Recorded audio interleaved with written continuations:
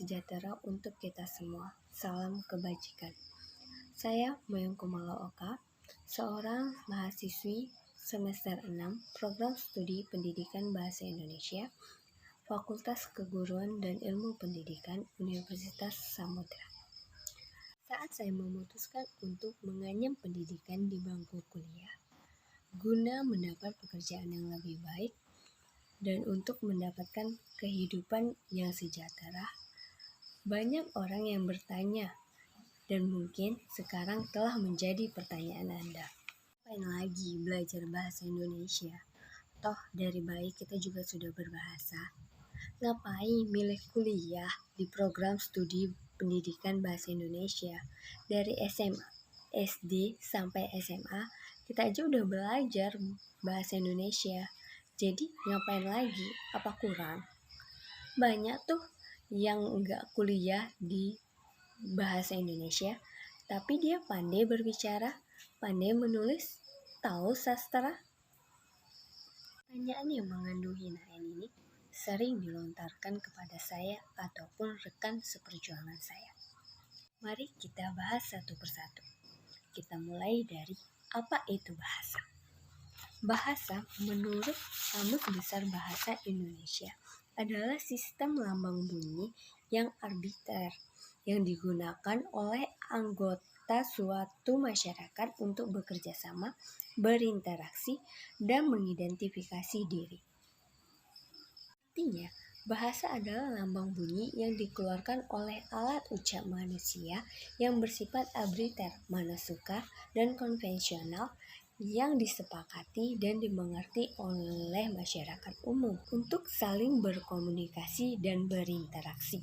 Jadi, wajar saja seorang bayi memiliki kemampuan untuk mengucapkan sebuah ucapan karena alat ucap yang dimilikinya.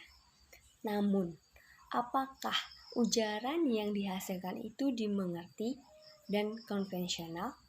Apakah ujaran seorang bayi ini adalah bahasa? Saja tidak. Sehingga ujaran bayi ini belum disebut dengan sebuah bahasa. Kita lanjut ke pengertian pendidikan. Pendidikan menurut Kamus Besar Bahasa Indonesia adalah proses pengubahan sikap dan tata laku seseorang atau kelompok orang dalam usaha mendewasakan manusia melalui upaya pengajaran dan pelatihan. Hal ini berarti kita memerlukan pendidikan untuk mengasah keterampilan berbahasa. Dari kecil hingga dewasa, kita memerlukan pendidikan yang menjadikan bahasa yang kita gunakan adalah bahasa manusia, yang berarti bahasa tersebut memiliki aturan dan kaedahnya serta tata krama dan sopan santun. Apakah hal ini berlaku pada bahasa Anda? Atau sekarang bahasa yang Anda gunakan tetaplah bahasa ujaran binatang? Jika seperti itu, maka Anda masih memerlukan pendidikan. Sekarang kita memasuki ke dalam bahasa Indonesia. Bahasa Indonesia adalah bahasa nasional dan resmi di seluruh Indonesia dan digunakan sebagai bahasa formal yang diajarkan di sekolah-sekolah baik di tingkat dasar ataupun tingkat atas. Bahasa Indonesia juga bahasa kesatuan yang menyatukan beribu bahasa daerah yang ada di Indonesia dan tertuang dalam Sumpah Pemuda. Kami, putra dan putri Indonesia, menjunjung bahasa persatuan, bahasa Indonesia. Mengacu pada hal tersebut, bahasa Indonesia merupakan ilmu yang diajarkan secara terus-menerus di Satuan Pendidikan Indonesia.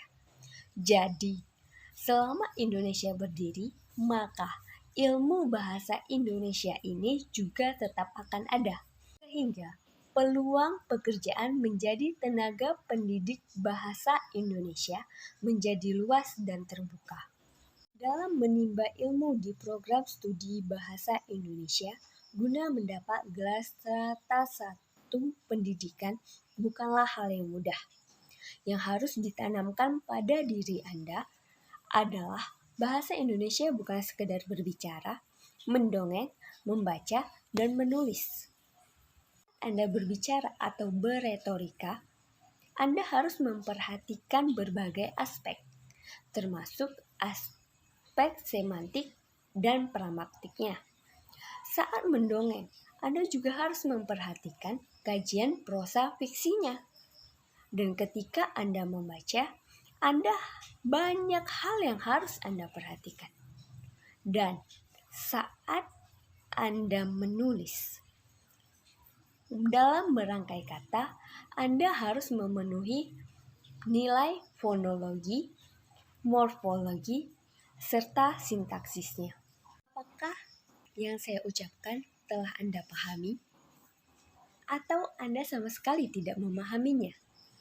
Tentu wajar, karena bahasa Indonesia yang diajarkan di SD, SMP, ataupun SMA dan setingkatnya tidak sama dengan apa yang akan Anda pelajari di program studi pendidikan bahasa Indonesia. Untuk itu, mari bergabung ke keluarga besar pendidikan bahasa Indonesia. Untuk itu, marilah belajar bahasa Indonesia dengan baik dan benar secara efektif dan efisien.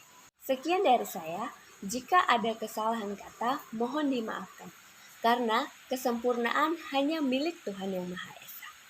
Wassalamualaikum warahmatullahi wabarakatuh.